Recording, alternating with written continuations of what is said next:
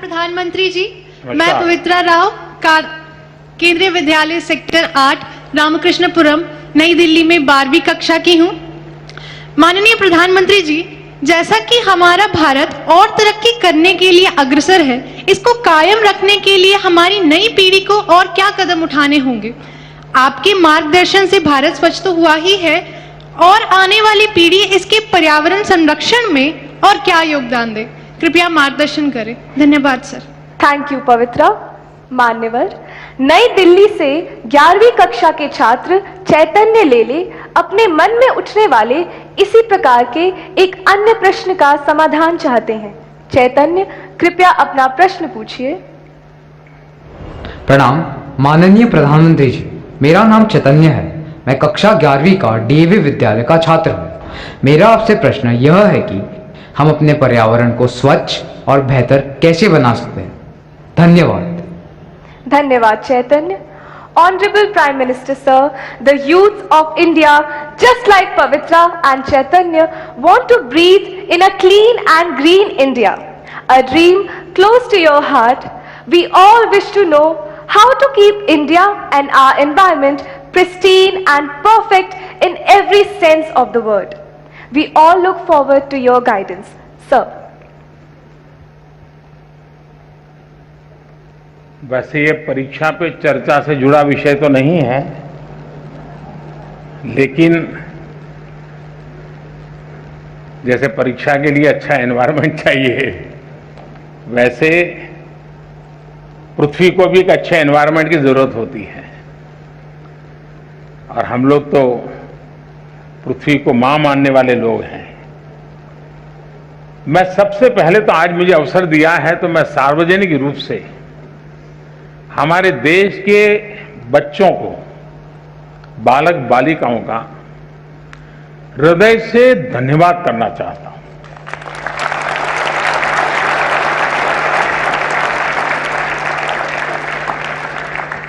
और मैं अनुभव करता हूं कि मैं प्रधानमंत्री बनने के बाद पहली बार जब 15 अगस्त को लाल किले से भाषण कर रहा था, तो मेरे भाषण के बाद ज्यादातर लोगों ने सवालिया निशान लगा डाले थे कि ठीक है, मोदी जी ने कह तो दिया, लेकिन हो सकता है क्या? और उस समय मैंने स्वच्छता की बात कही थी। थोड़ा ये भी अचरज था कि देश का प्रधानमंत्री, ये तो जगह ऐसी है कि वहां स्पेस की बात करनी चाहिए, विदेश नीति की बात करनी चाहिए, सैन्य शक्ति की बात करनी चाहिए। ये आदमी कैसा है, स्वच्छता की बात कर रहा है? कईयों को आश्चर्य हुआ था। लेकिन जो भी आशंकाएं व्यक्त की गई थी, उन सबको गलत सिद्ध करने का काम अगर किसी ने किया हो, या स्वच्छता के मेरे भावना को चार चांद लगाने का अगर किसी ने काम किया हो, तो वो मेरे देश के बालक बालिकाओं ने किया है।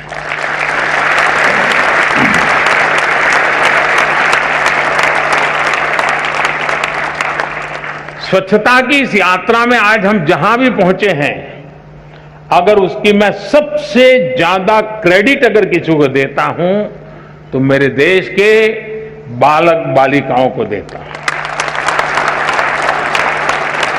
मैंने ऐसे सैकड़ों प्रसंग सुने हैं जहां 5-5, 6-6 साल के बच्चों ने अपने दादा दादी, नाना नानी को टोका है दिन में 10 बार कि इधर मत डालो, मोदी जी ने मना किया है, इधर मत फेंको, मोदी जी को अच्छा नहीं लगेगा।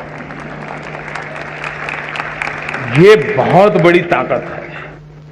और आप शायद उसी पीढ़ी के होने के कारण आपने भी उसी भावना के साथ सवाल पूछा है। मैं आपके सवाल का स्वागत करता हूं। ये बात सही है कि आज पूरा विश्व ग्लोबल वार्मिंग के कारण, एनवायरनमेंट के कारण बहुत परेशान है। और उसका मूल कारण है कि हमने अपने संसाधनों का मिसयूज किया है। हमारे पास परमात्मा ने जो व्यवस्थाएं दी हैं उसको हमने बर्बाद कर दिया है। अब हमारा दायित्व है, अगर आज मैं पानी पी रहा हूं या मेरा भाग्य में पानी है, आज अगर मैं कहीं नदी देख पा रहा हूं, आज अगर मैं किसी पेड़ की छाया में खड़ा हूं, तो उसमें मेरा कोई कंट्रीब्यूशन नहीं है, ये मेरे पूर्वजों ने मेरे लिए छोड़ा हुआ है।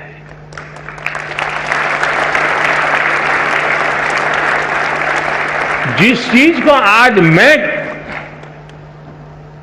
उपभोग कर रहा हूं, वो मेरे पूर्वजों ने मेरे लिए दिया है। क्या मेरे बाद की पीढ़ी को मुझे भी कुछ देना चाहिए कि नहीं देना चाहिए? देना चाहिए कि नहीं देना चाहिए? अगर मैं बचाऊंगा नहीं तो दूंगा क्या? और इसलिए जैसे हमारे पूर्वजों ने हमें दिया, उनका ऋण स्वीकार करने के लिए और हमारी आगे की पीढ़ी को देने के लिए जिम्मेवारी स्वीकार करते हुए हमने अपना दायित्व निभाना चाहिए। ये हमारा कर्तव्य है। अब ये कोई सरकारी कार्यक्रम से सफल नहीं होता है। जैसे मान लीजिए मैं कहता हूं कि भाई सिंगल यूज प्लास्टिक, इससे बचना चाहिए, लेकिन हमारे ही परिवार में भाषण भी हम करते हो सिंगल यूज प्लास्टिक से बचना चाहिए, लेकिन शादी का कार्ड अगर हम किसी ने का आता है, घर में देखते हैं तो उस पर एक प्लास्टिक का बहुत सुंदर रैपर करके आता है, हम निकाल करके फेंक देते हैं। अब ये हम जो सोचते हैं उसके विपरीत है। तो सहज स्वभाव कैसे बने? कम से कम मेरे परिवार में मैं सिंगल यूज प्लास्टिक बिल्कुल हमारे घर में उपयोग नहीं करने दूंगा। तो हम एनवायरनमेंट के लिए कुछ कुछ मदद कर रहे हैं। और अगर देश के सभी बच्चे इस काम को करने लग जाएं, तो फिर आज जो हमारे, आपने देखा होगा, मैं गुजरात में पशु आरोग्य मेले लगाता था जब मैं मुख्यमंत्री था, और पशु आरोग्य मेले लगाता तो आपको हैरानी होगी, मैं गुजरात के अंदर पशुओं की दांत की ट्रीटमेंट, डेंचर ट्रीटमेंट करवाता था। पशुओं को मोतीबिंदु होता है, मोतीबिंदु का काम करता था, और कुछ पशुओं के ऑपरेशन करने पड़ते थे। तो मैं एक बार एक गाय देखा, उसके पेट में से कम 40 केजी प्लास्टिक निकला था। अब ये मानवता के विरुद्ध का काम है। अगर ये हमारे अंदर संवेदना पैदा होती है कि मुझे तो अच्छा लगता है, चलो भाई हल्की फुल्की थैली है लेकर के जाना अच्छा लगता है, और फिर फेंक देता हूं, हमें अब यूज एंड थ्रो उस कल्चर से बचना पड़ेगा, और हमें रीयूज, रिसाइकल, और ये भारत में कोई नयापन नहीं है, ये हमारे यहां तो सालों से परिवार में आदत रही हुई है। हम जितना ज्यादा संसाधनों का उपयोग करेंगे, हम पर्यावरण को बर्बाद करेंगे। हम जितने संसाधनों का ऑप्टिमम यूटिलाइजेशन करेंगे, हम पर्यावरण की रक्षा। अब आज देखिए हमारे इलेक्ट्रॉनिक गैजेट्स, ये भी पर्यावरण के लिए एक संकट बनते जा रहे हैं। आपने देखा होगा भारत सरकार ने अभी स्क्रैप पॉलिसी निकाली हुई, ताकि जो पुरानी गाड़ियां हैं जो प्रदूषण पैदा करती है उनको खत्म करो, उसमें से भी कुछ कमाई करो और नई गाड़ी लाओ। उस दिशा में एक बहुत बड़ी मात्रा में काम चलने वाला है। उसी प्रकार से हम जानते हैं पानी का क्या महत्व है, पौधे का क्या महत्व है, प्रकृति का क्या महत्व है, हम उसके प्रति सेंसिटिव है क्या, और ये सहज स्वभाव बनाना चाहिए। अगर ये स्वभाव बनना है, आपने देखा होगा COP26 में मैंने एक विषय रखा था, यूके में कॉन्फ्रेंस हुई थी दुनिया की, और मैंने कहा था उसमें कि लाइफस्टाइल इज ए प्रॉब्लम। हमारी जो लाइफस्टाइल है, और इसलिए कहा कि एक मिशन लाइफ की आवश्यकता है, और मैंने मिशन लाइफ के लिए वहां शब्द तय किया था कि lifestyle for environment, life, LIFE।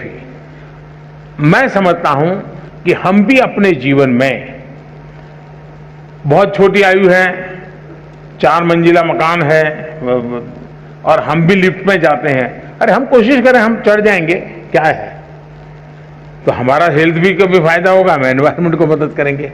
छोटी छोटी चीजें हम अपने जीवन में लाएंगे।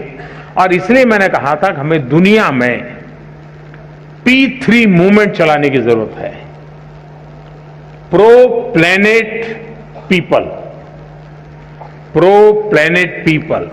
ये P3 मूवमेंट, उससे से ज्यादा लोग जुड़े और कॉन्शियस रहकर के इसको प्रयास करेंगे तो मैं समझता हूं कि हम चीजों को लाभ करेंगे। दूसरा, हम आज जब देश आजादी का अमृत महोत्सव मना रहा है, आजादी के 75 साल, आज की जो पीढ़ी है वो अपने जीवन की सबसे सफल पलों से गुजरती होगी, तब देश शताब्दी मनाता होगा। मतलब ये 25 साल आपकी जिंदगी का है, आपके लिए है। आपका योगदान इस 25 साल में क्या हो ताकि हमारा देश उस जगह पे पहुंचे, हम गर्व के साथ देश की शताब्दी आन बान शान के साथ दुनिया के सामने एक चेहरा ऊंचा रख करके मना सके। हमने अपने जीवन को उससे जोड़ना चाहिए और उसका एक सिंपल सा मार्ग है कर्तव्य पर बल देना।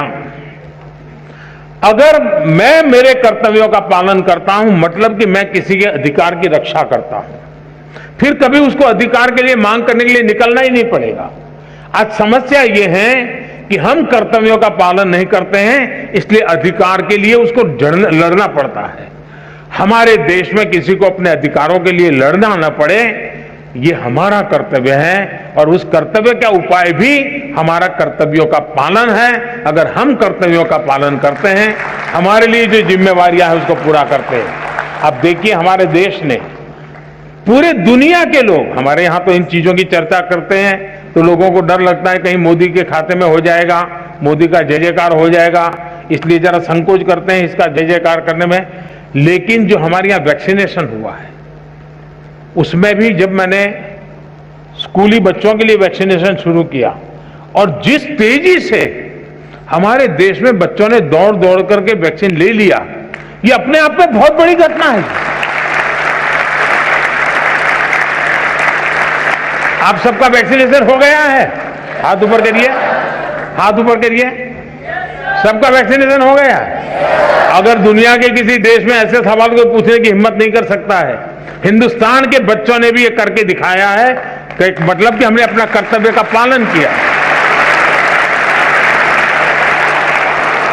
ये कर्तव्य का पालन भारत की आन बान शान बढ़ाने का कारण बन गया है। उसी प्रकार से हमारे देश को आगे बढ़ाना हो, प्रकृति की रक्षा करनी हो, पर्यावरण की रक्षा करनी हो, तो मुझे पक्का विश्वास है कि हम अपने कर्तव्य को सजगता रूप अगर लगाएंगे, काम करेंगे, तो हम इच्छित परिणाम प्राप्त कर सकते हैं।